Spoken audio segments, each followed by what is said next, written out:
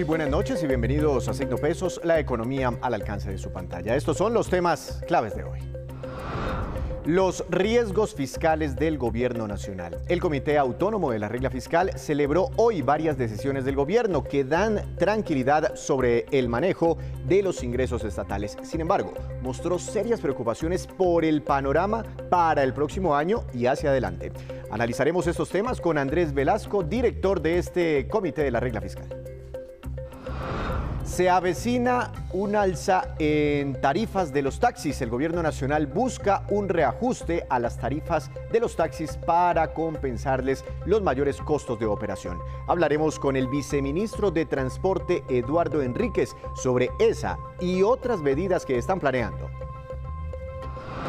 No más de lo mismo. El gremio de los comerciantes le pidió al gobierno nacional replantear el contenido del nuevo proyecto de reforma laboral que llevará ante el Congreso en los próximos días. Les contamos lo que dijo su vocero Jaime Alberto Cabal.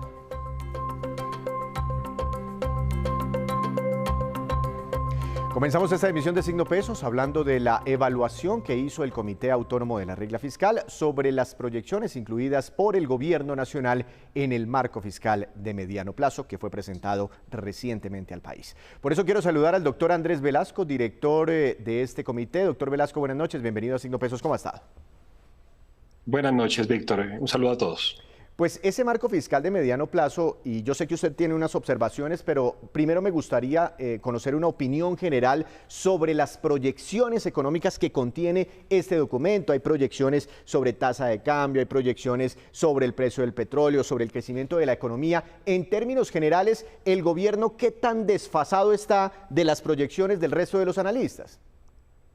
Sí, Víctor, nosotros hicimos en el Comité Autónomo de la Regla Fiscal una evaluación de los supuestos macroeconómicos y los escenarios que el gobierno incluye en el marco fiscal, y en general nos parece que cada uno de ellos atiende a lo que los analistas, los expertos y el mercado espera de esas diferentes variables. Vemos, por ejemplo, un crecimiento del Producto Interno Bruto de 1.8% este año, de 1,5% el próximo año, que podría incluso estar en el terreno conservador, y convergiendo hacia el largo plazo hacia un crecimiento del 3.2%, que es lo que se ha estimado que es el crecimiento tendencial de Colombia.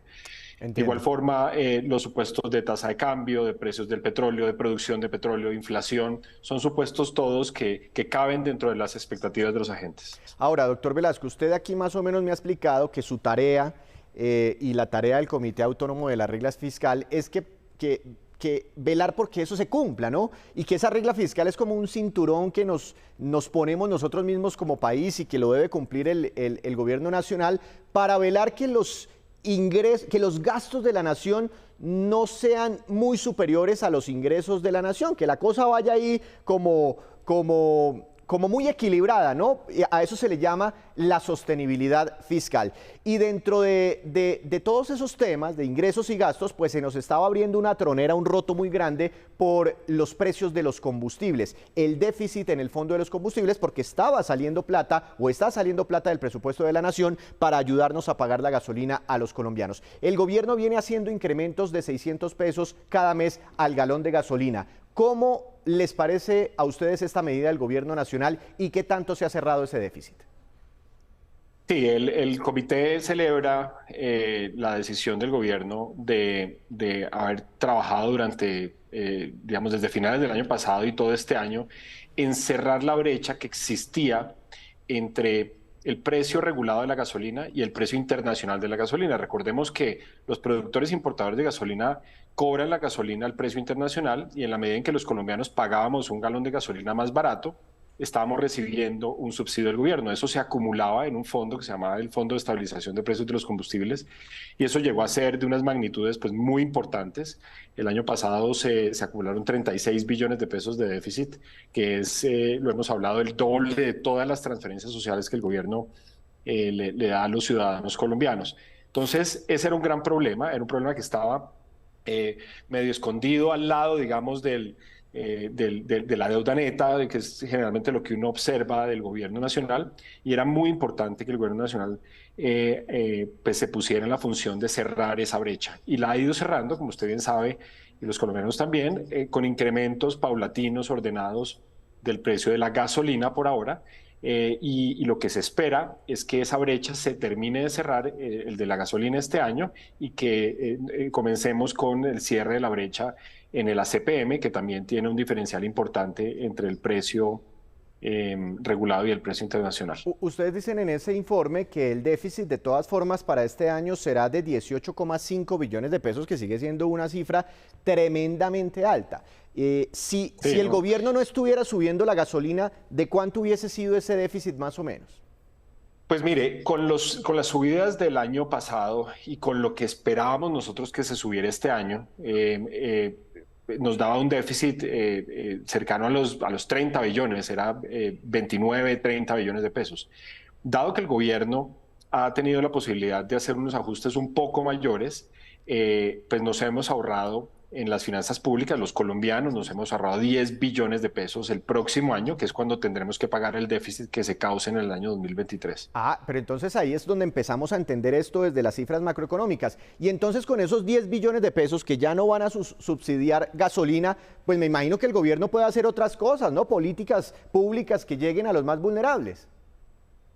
Sí, eso es seguramente lo que van a hacer y van a programar esos ingresos, perdón, esos no gastos para poder financiar otras cosas que son importantes para los colombianos, seguramente en el presupuesto general de la Nación, del cual conoceremos una primera versión en unos 20 días al final del mes de julio. Bueno, entonces eso me da partida para hacerle la siguiente pregunta. Si nos estamos ahorrando ya 10 billones de pesos, ¿sí? Y esto es un tema fiscal importante, ¿por qué ustedes hoy encienden las alarmas sobre las metas fiscales para los siguientes años? ¿Por qué ustedes inclusive hablan de que existe el riesgo de que Colombia no cumpla con la regla fiscal?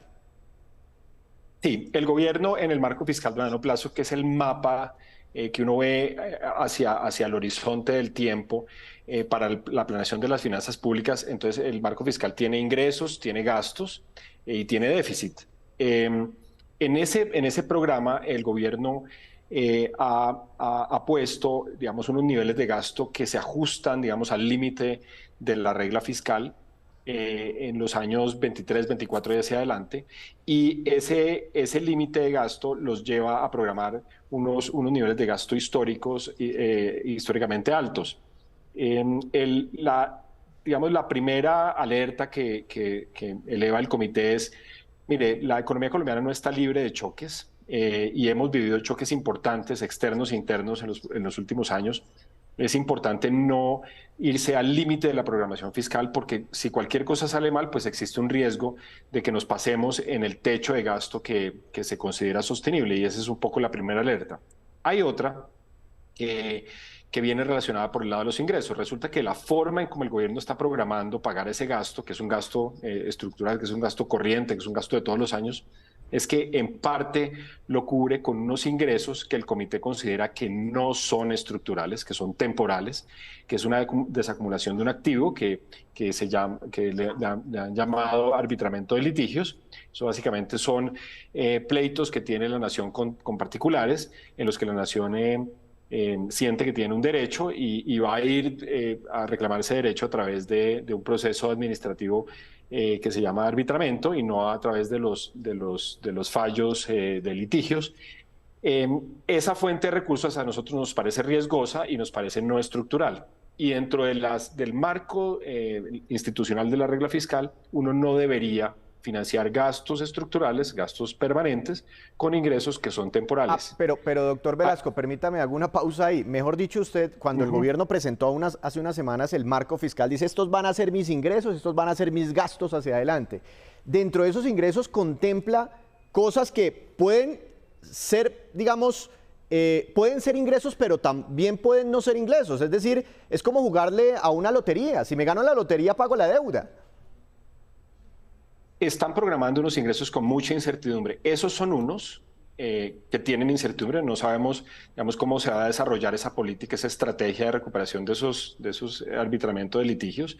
Pero además sabemos que si se perfeccionan, serían ingresos temporales, que esa es la otra noticia que es complicada, porque imagínense que es como pagar un gasto permanente de su casa, el mercado o el colegio de los niños, ¿cierto? Con unos recursos que que sabemos que no van a poder replicarse más allá de 3 años.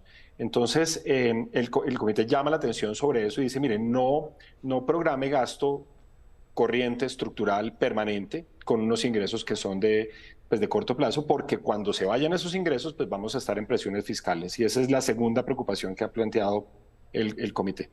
Si es que tenemos esos ingresos, por eso también la advertencia, ¿no? Porque hay ahí como una probabilidad de que no sean exitosos esos procesos de arbitramiento. Ojalá que sí, por el bien de la nación y de las finanzas públicas. Ahora, el gobierno, cuando miramos los gastos, el gobierno incorporó los gastos que se derivarían de la aprobación de reformas en el Congreso de la República. Ese es un tercer comentario, y es que no es claro que estén, por lo menos no están explícitos, y en algunos apartes del marco fiscal de mayor plazo uno lee que no están incluidos erogaciones adicionales que impliquen las reformas que están teniendo discusión en el Congreso.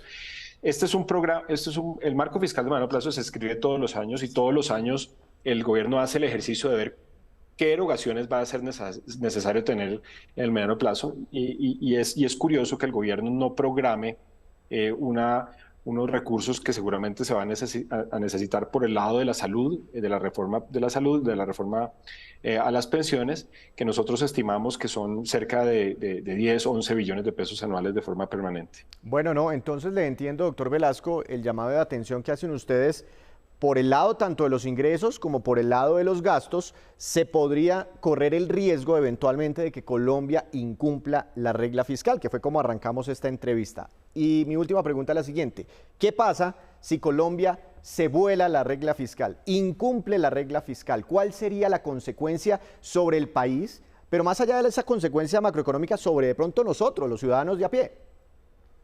Sí, la regla fiscal es lo que mantiene las finanzas públicas sostenibles. Toda economía, desde la más simple hasta la más compleja, tiene que cumplir un principio fundamental, y es que uno no puede gastar eternamente, ni por mucho tiempo, ni siquiera eternamente, más de lo que le ingresa. Uno necesita tener cierto balance entre ingresos y gastos. La regla fiscal nos indica un techo máximo en el cual se considera que el gasto es sostenible. Si uno viola ese techo, si uno gasta más, pues está generando unas señales hacia los mercados, que son los que financian, los que le prestan la plata al gobierno, de riesgo, de riesgo de insostenibilidad.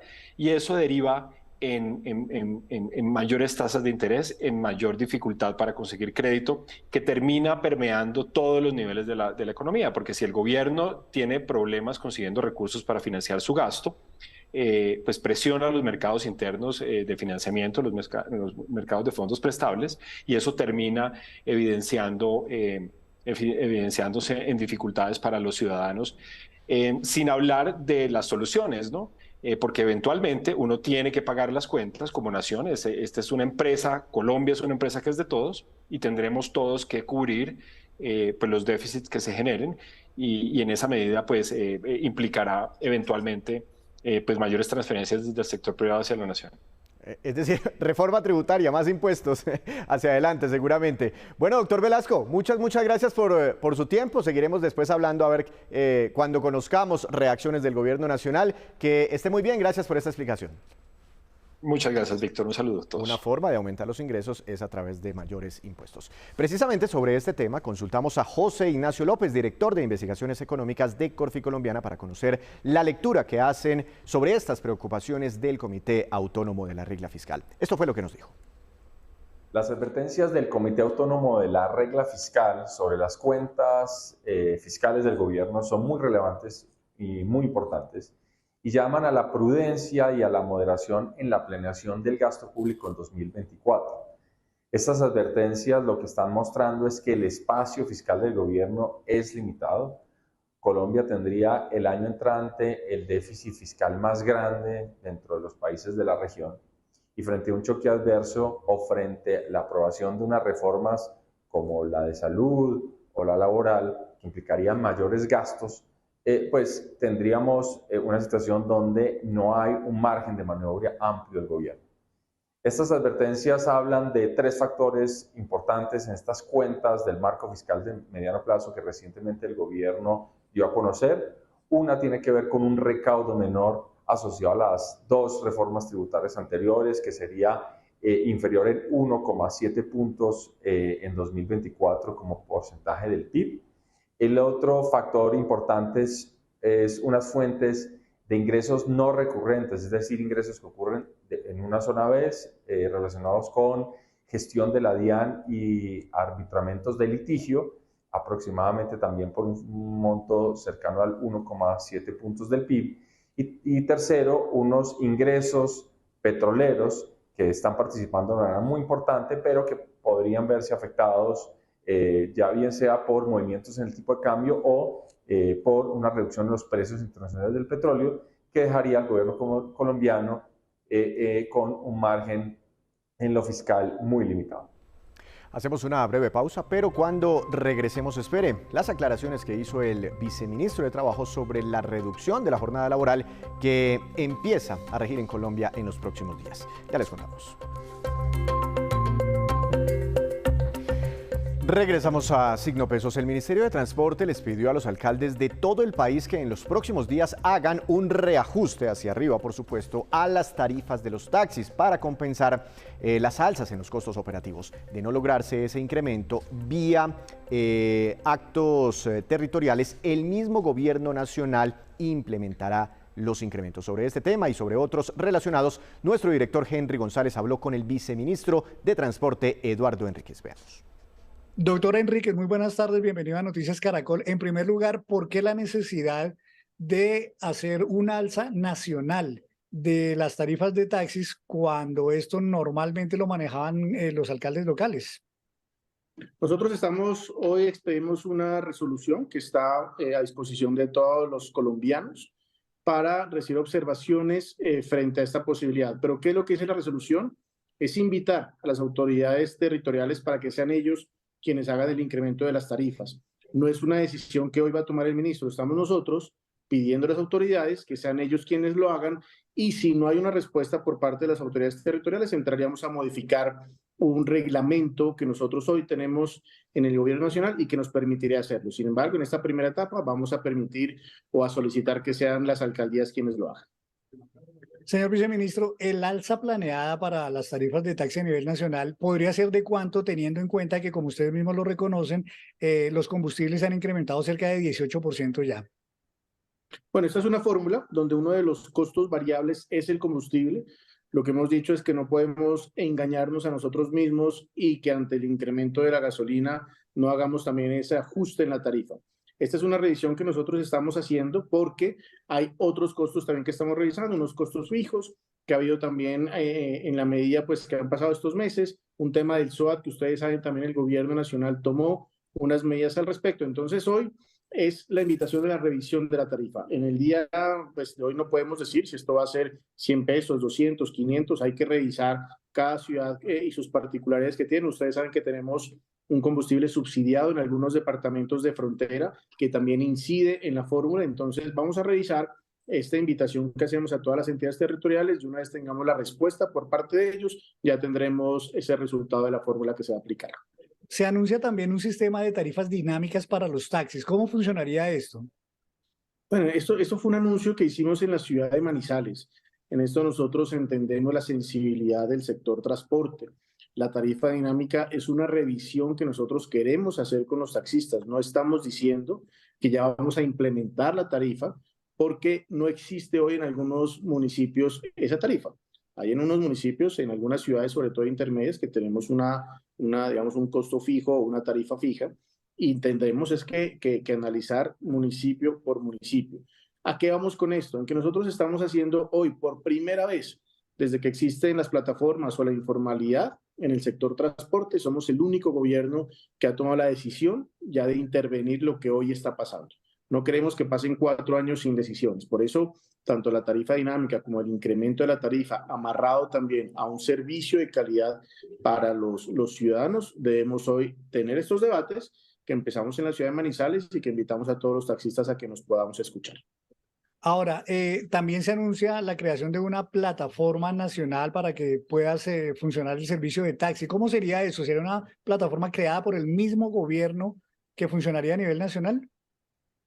Es una plataforma donde nosotros, lo ha dicho muy claro el señor ministro de Transporte, necesitamos toda la información sobre la mesa. Hoy de entrada no tenemos digamos, la seguridad del número total de taxis que existen en el país. El RUN nos arroja una cifra que es de 235.000 vehículos, pero debemos actualizarla, debemos limpiar esa cifra para saber cuáles son los taxis que hoy tenemos en Colombia. De igual manera, sobre esos taxis revisar cuántas son las carreras que hacen en el día, cuánto es el consumo diario de gasolina, hay un consumo también de gas en algunos vehículos, y por eso lo que permite la plataforma es tener toda esta información y que ya con la información recopilada de los más de 200.000 vehículos tipo taxi que hoy existen en el país, podamos empezar a implementar los beneficios que, claro, van de la mano con una política del señor presidente de la República y que también quiere ir en total coordinación con los taxis hoy en el país y que nos permita a nosotros, repito, mejorar el servicio con una calidad que hoy están exigiendo los colombianos. Una última cosa, ¿cuándo estarían ya aterrizadas en la práctica estos anuncios de norma o de ideas que se plantean? Nosotros tenemos fechas importantes, la primera el 20 de julio, que ya es cuando vuelve el Congreso a legislar en el país. Llevamos 2 proyectos que son claves para nosotros y que es de interés de todo el sector transportador. El primero de ellos es el Código Nacional de Tránsito y el segundo también que tiene que ver con taxistas, que es el régimen sancionatorio, que es una petición que ellos tienen. Eso pasa el 20 de julio. Y el 21 de julio es la fecha límite para que recibamos los comentarios frente al tema de estas tarifas o de este ajuste en los precios que nosotros queremos tener. Entonces la invitación es a que nos hagan las observaciones y comentarios al respecto para que sea, repito, una decisión consensuada. De ninguna manera, y con esto quiero insistir, el ministro está tomando decisiones de espaldas a los taxistas. Estuvimos en Manizales dialogando con ellos y las fechas que les estamos dando es que ya una vez arranquemos nuevamente con las actividades del Congreso y con las observaciones recibidas, pues podemos empezar a tomar las decisiones. Viceministro, muchas gracias por estar en Noticias Caracol, muy amable. Bueno, un saludo muy especial para todos. Muchas gracias. Con el viceministro, con Henry González, hacemos otra breve pausa, pero ya les contaremos cuál es la aerolínea colombiana que cambiará de nombre en los próximos días. Ya les contamos.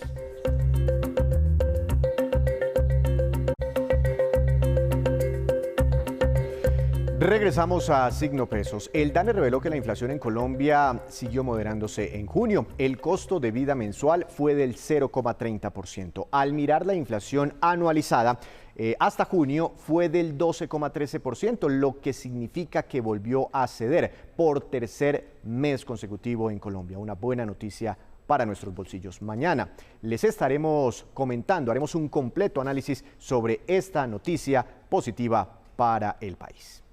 En más información, el gremio de los comerciantes habló hoy sobre la reforma laboral, un proyecto sobre el cual el gobierno volverá a insistir ante el Congreso de la República. Veamos el pronunciamiento de Jaime Alberto Cabal, presidente de FENALCO. Desde FENALCO queremos hacer un llamado muy especial al Gobierno Nacional y al Congreso de la República para que el proyecto de reforma laboral que ha anunciado el gobierno que se radicará el próximo 20 de julio no sea el mismo proyecto que se hundió, porque ese proyecto fue ampliamente rechazado por distintos sectores del país.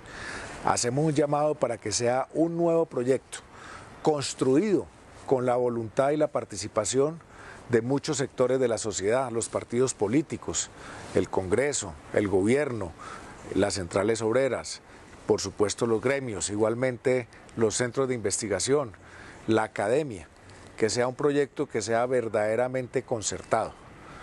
En ese sentido, la reforma laboral que Colombia necesita, creemos que tiene que tener unos requisitos. El de la concertación, que ya lo dije, pero también hay que acabar con la narrativa que divide a empresarios y trabajadores.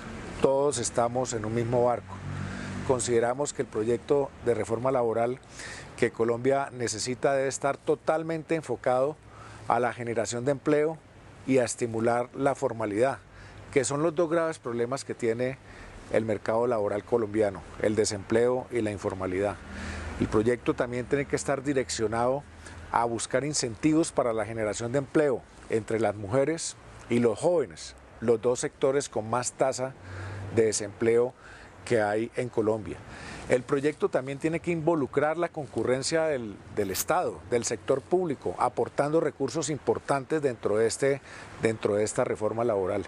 Se debe respetar igualmente entre todos los actores las distintas ideas, los conceptos y las estadísticas que se presenten a una mesa de concertación y ante la opinión pública. Debe ser un proyecto también que estimule el emprendimiento y que interprete las necesidades de los jóvenes hoy dentro del mercado laboral. Hacemos este llamado reiterado y estamos dispuestos a proponer y a aportar ideas dentro de esta mesa de concertación.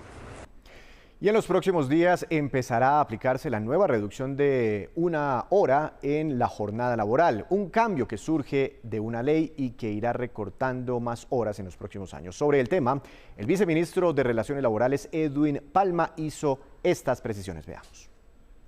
El domingo 16 de julio del año 2023 iniciará la aplicación de la Ley 2101 del año 2021, relativa a la disminución gradual de la jornada laboral. La nueva jornada máxima legal que empezará a regir a partir de esa fecha será de 47 horas semanales y continuará disminuyendo así. El 16 de julio del año 2024 bajará a 46 horas. El 16 de julio del año 2025 será de 44 horas. Y finalmente, a partir del 16 de julio del año 2026, llegaremos a la jornada laboral máxima de 42 horas. Debemos recordar que los empleadores podrán decidir o acordar antes una jornada máxima semanal distinta, pero siempre inferior y sin disminuir salarios.